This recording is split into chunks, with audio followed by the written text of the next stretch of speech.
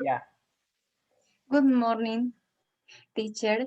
We are Fabiola, Rodrigo, and Daniela. It's great to be here today.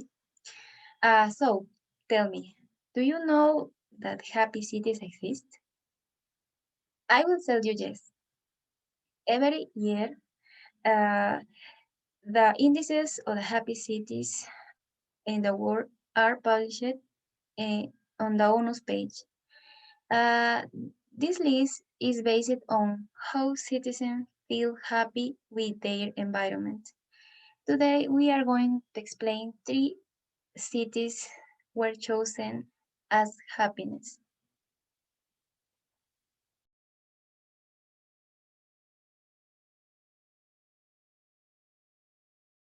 Consider the design of the city, the quality of life, and the education.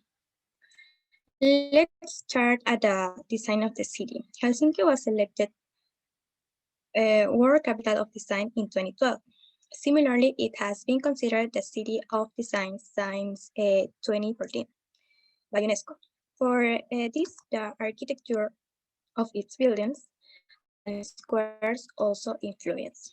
Citizens spend time and dedication to attending museums and doing other activities to preserve this. Now let's take a look at the quality of life in Helsinki. Citizens are satisfied with their life, that is, their needs are satisfied. Helsinki has a life expectancy of 80.4 years. Moreover, their quality index is good. This means that they know that it's their responsibility to take care of the environment. Furthermore, the perception of corruption is relatively low. Finally, the education. In Helsinki, education is one of their priorities. Therefore, the basic education is free and also higher education, both of high quality. Sepulveda indicates that the education plays a critical role. Those people who didn't have access to education or didn't finish their basic education show very low levels of happiness. So having access to a free and quality education influence the happiness of citizens in Helsinki. The second city is Aarhus, the capital of Denmark. In this case, we will consider the architecture, the culture, and food. Food design is mandatory in Denmark, and Aarhus has a great responsibility. Altus is no exception. The inhabitants of the city are happy because they have many places to spend time. One of its main museums is the Aarhus Kunstmuseum, whose interior is inspired by Dante's Divine Comedy, a beautiful place to visit. Now let's take a look at their places of relaxation. Aarhus guarantees a lively nightlife in its city. Moreover, offers live music. This city has music everywhere. Young people enjoy spaces like Fosse Hall, Radar, and Train, and adults enjoy in the music-hosted Glass Auditorium. In these places, people can feel good vibrations to clear the mind. For all the above, adults are happy in the city. Finally, I'd like to move on to food. Arus is in the middle of a culinary revolution with new restaurants, providing delicious offers such as gastronotas, which are fast food cars where there are a variety of snacks. A good idea is to bring an extensive list of dishes that you want to eat so that you can search all over the city. For example, small broth and its excellent local seafood accompanied by a delicious beer.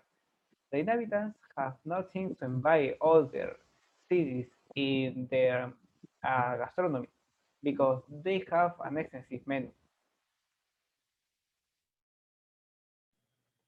The third city is the capital of New Zealand, Wellington. It's called the little capital in the world. The city was chosen as the third happiest city by the ONU. It has a natural landscape on a beautiful plain surrounded by high green hills, make it is a unique city.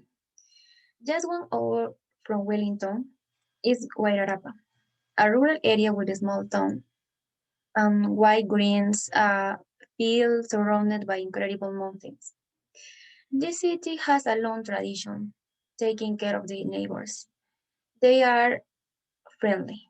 Also, Wellington is among the cheapest cities to live in the world, so they feel comfortable living there. We have talked about the main characteristics of the three happy cities in the world. We find topics such as education, hospitality, and architecture. But what these three cities share is that they have a beautiful design of their city. In the case of Helsinki, it was elected design capital of the world in 2012. On the other hand, Aarhus has beautiful places to spend time, such as the Aarhus Museum. Another great point is the quality of life in the cities. Aarhus, Helsinki, and Wellington are characterized by having a calm environment for people, which makes the population happier. In conclusion, why are these cities considered the happiest in the world? Some factors are the design, the culture, generosity, government, interest in education, and also the environment. These cities are a role model for the world. It only reminds that other cities want to see it. Thanks for listening.